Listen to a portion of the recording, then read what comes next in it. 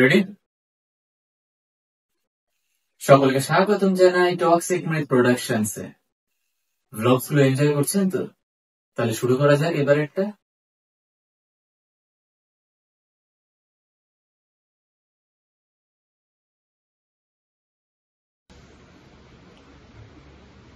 So hello everyone, and এইবারের ব্লগটা শুরু করার আগে আমি একটা অবশ্যই কথা বলে নেবো যে কি আমাদের channel black invention movies, toxic myth production বা টক্সিক মিথ ফিল্মস কোনো নেগেটিভিটি অথবা কোনো ভৌতিক শক্তি, তন্ত্রবিদ্যা এইসবকে প্রমোট করে না। আমাদের ব্ল্যাক ইনভেনশন মুভিজ সর্বস্ব black invention movies production channel, TM films, যাবতীয় যা কিছু আছে সর্বস্ব সবকিছুই করে আপনাদের মনোরঞ্জনের জন্য। সুতরাং কাল্পনিক জগৎকে কখনোই রিয়েলিটিতে আপনারা নিয়ে আসবেন না। কল্পনাকে কল্পনার জায়গাতেই রাখবেন এবং রিয়েলিটিকে রিয়েলিটির জায়গাতেই রাখবেন। ধন্যবাদ।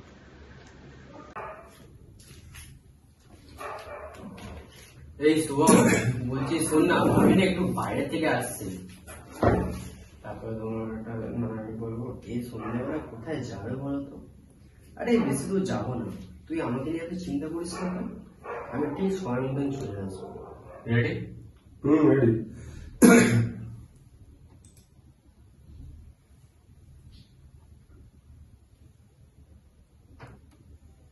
এই শুভম, বলছি শোন না, আমি একটু বাইরে থেকে আসছি। এই সন্ধ্যেবেলা কোথায় যাবে বলো তো? আরে বেশি দূর যাবো না, তুই আমাকে নিয়ে এত চিন্তা করিস না তো, আমি ঠিক সময় মতো চলে আসবো।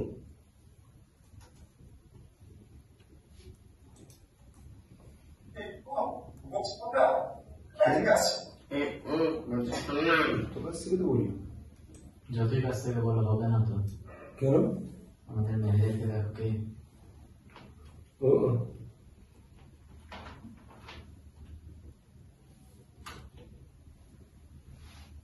রেডি?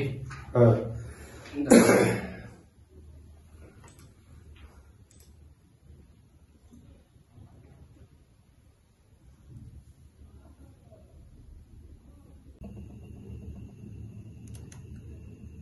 আমি তোকে কিছু বলিনি ভাই, আমি ভিডিওটাই চালু করিনি।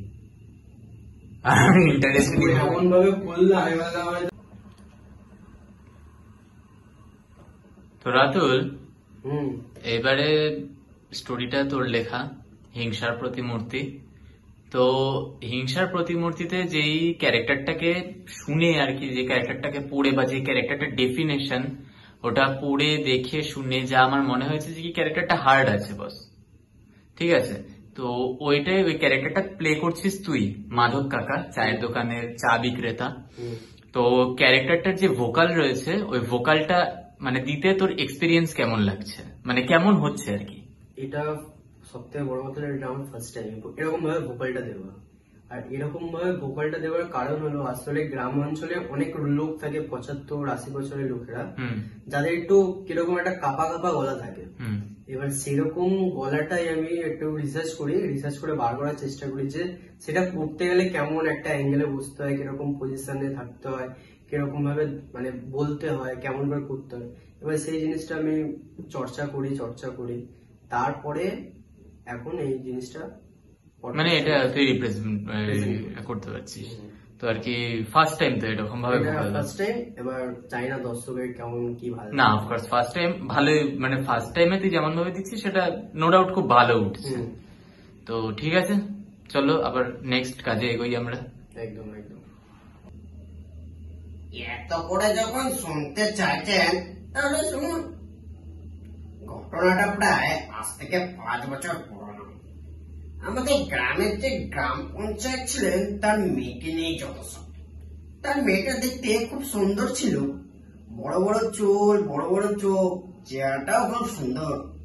যখন মেয়েটা ছোট ছিল তখনই সব ঠিক ছিল, কিন্তু যেই বড় হলো সেই তাণ্ডব শুরু। গ্রাম পঞ্চায়েতের মেয়ে বলে কথা, বড় লোকের মেয়ের টাকা পয়সা নিয়ে কোনো সমস্যাই ছিল না। তো একদিন সেই মেয়েটা গ্রামের একটা নিচু জাতির ছেলের সাথে প্রেম করে বসে। এবার যখন তাদের ভালোবাসার কথা মেয়েটার বাবা মা জানতে পারলো, তারপর মেয়েটার সাথে ছেলেটারা দেখাই করতে দিত না। মেয়েটার বাবা খুব খচ্চরা ছিল।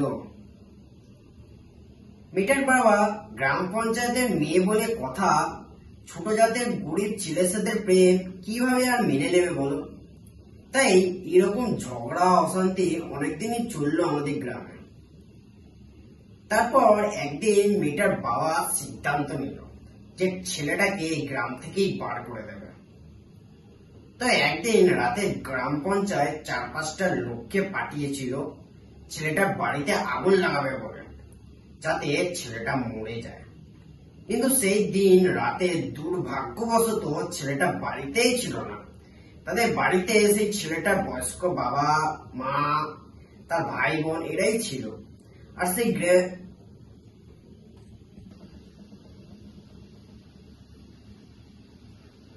সেই গ্রাম পঞ্চায়েতের চেলাগুলো তখন না দেখে না জেনে ছেলেটার বাড়িতে আগুন জ্বালিয়ে দেয়। আর সেই আগুনে প্রাণ হারায় ছেলেটার বাড়ির পরিবারের সদস্যগুলো। পরের দিন যখন ছেলেটা জানতে পায় এই পুরো ঘটনার পেছনে কে আছে, তারপর থেকে ছেলেটার মাথায় রাগের ক্ষোভ জন্মায়। কারণ সেই ছেলেটার কাছে প্রতিশোধ নেওয়ার কোনো রাস্তাই ছিল না। তাই ছেলেটা সেই বাঁশবাগানে থাকতে চলে যায় আর সেইখানে গিয়ে কালা জাদুর তন্ত্রবিদ্যা শিখে নেয়।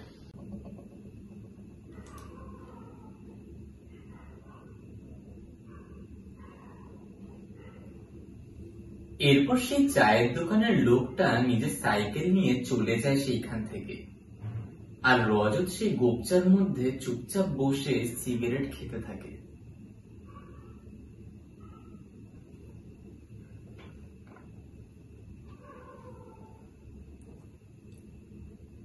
রজতের মাথার মধ্যে সেই লোকটার কথাগুলো ঘুরপাক খাচ্ছিল। রজত কিছুতেই নিতে পারেনি সেই লোকটার কথাগুলো। রজত ভাবছিল যে আদেও কি লোকটা ঠিক বলল নাকি কোনো গল্প শোনালো। এরপর রজত সেইখান থেকে উঠে শুভমের বাড়ির দিকে রওনা দেয়।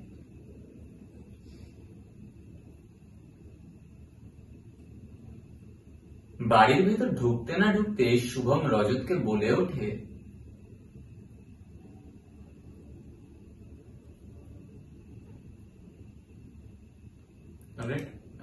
শোনো শোনো, তারপরটা দিয়ে দেবো, একবারে দিয়ে দেবো। দিয়ে দিতে পারি। যতটা নেট আছে ততটা টেনে দিয়ে 2 পেজ মিলে রেডি। ফিল্টারটা লাগালেই না তুমি? ফিল্টার আগেরটাতে লাগাইনি ভাই। ঠিক আছে, শুনে পরে লাগাই।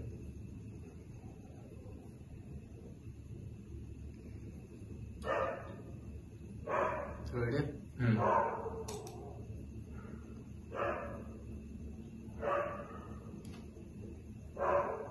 রজত এবং শুভম রাতের খাবার খেতে বসে পড়ে।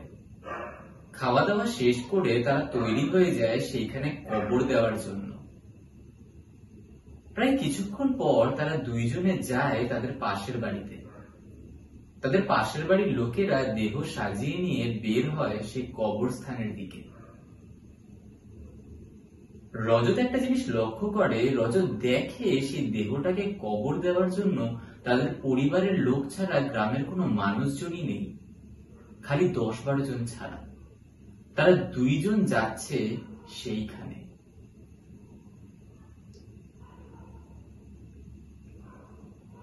রাত প্রায় 11টা। আকাশের মেঘগুলো পুরো কালো হয়ে এসেছে। মনে হচ্ছে বিশাল ঝড় বৃষ্টি নামবে। রজত এবং শুভম তাদের বাড়ির পাশের আত্মীয়দের সাথে সে কবরস্থানের ভেতরে প্রবেশ করে।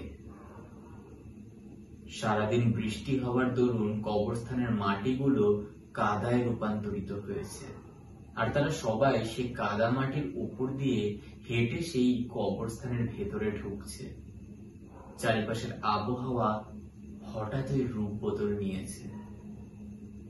মুষলধারে বৃষ্টিপাত শুরু হয়ে গেছে। তারা ভিজতে ভিজতে সেই কবরস্থানের মধ্যেই হেঁটে চলেছে। ঠিক তখনই শুভম রজতের হাতটা ধরে বলে ওঠে,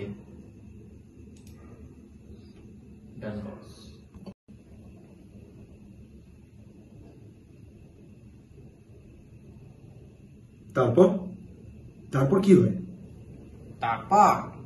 তারপরে এই দিন এই গ্রামের লোকেরা সেই বিখ্যাত তান্ত্রিক খেপা রামদেবকে ডাকলেন। তিনি নিজের জাদুর শক্তি প্রয়োগ করে সেই ছেলেটার কালো জাদুর সাথে লড়াইও করে। ছেলেটা এরপর গ্রাম ছেড়ে চলে যায় সেই বাঁশবাগানে, আর যাওয়ার আগে অভিশাপ দিয়ে যায় যে এই গ্রামে যে ব্যক্তি মারা যাবে তার দেহকে শিকার করবে সে। তারপর থেকেই তার তাণ্ডব শুরু হয় বাঁশবাগান থেকে। তাই ভয়ে গ্রামের মানুষরা সেই বাঁশবাগানের পাশে দেহ কবর দিয়ে তাড়াতাড়ি বাড়ি ফিরে আসে, আর মাঝরাতে সেই ছেলেটা প্রেতাত্মা হয়ে আসে সেই দেহটাকে শিকার করতে। তাহলে সেই ছেলেটার সাথে বা তার প্রেতাত্মার সাথে লড়াই করার আর কোনো উপায় নেই? আমরা অনেক চেষ্টা করেছিলাম, কিন্তু তার শক্তির সাথে লড়াই করার মতন কোনো ভালো তান্ত্রিকই পাইনি। আর আমরা তো গ্রামের মানুষ, আমাদের কাছে এত টাকা কোথায় যে বাইরের থেকে কোনো তান্ত্রিক ডাকবো? বুঝলাম, কিন্তু এই শক্তি কোনো সাধারণ শক্তি নয়। এই বাবা, কত রাত হয়ে গেল, এবার আমায় বাড়ি ফিরতে হবে। কেমন? আপনি তাড়াতাড়ি বাড়ি ফিরে যান। অলরাইট হুম, অলরাইট। দেখা হচ্ছে না।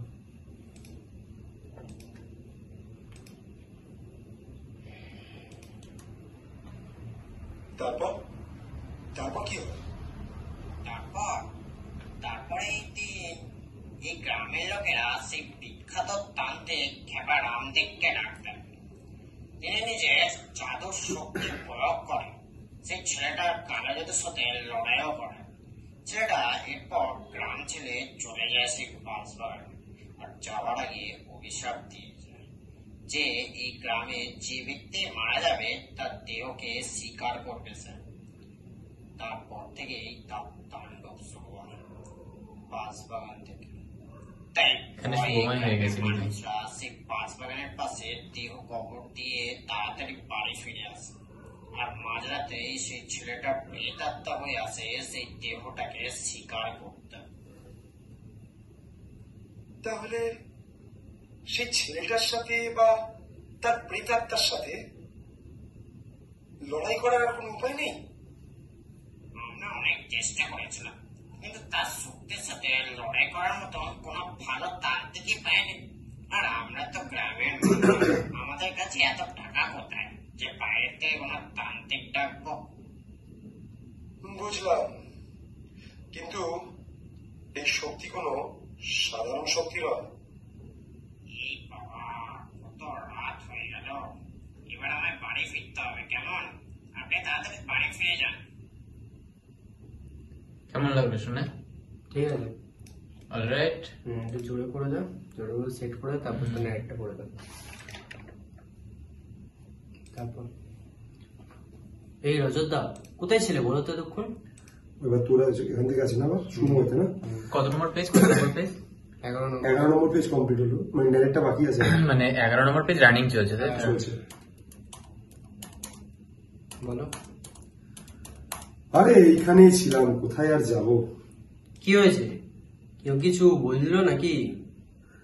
আরে না রে, এই শোন না, আমার না জোর খিদে পেয়েছে রে, চল খেয়ে নি। হ্যাঁ চলো, 10টা বেজে গেছে, আমরা বেরাবো তো আবার।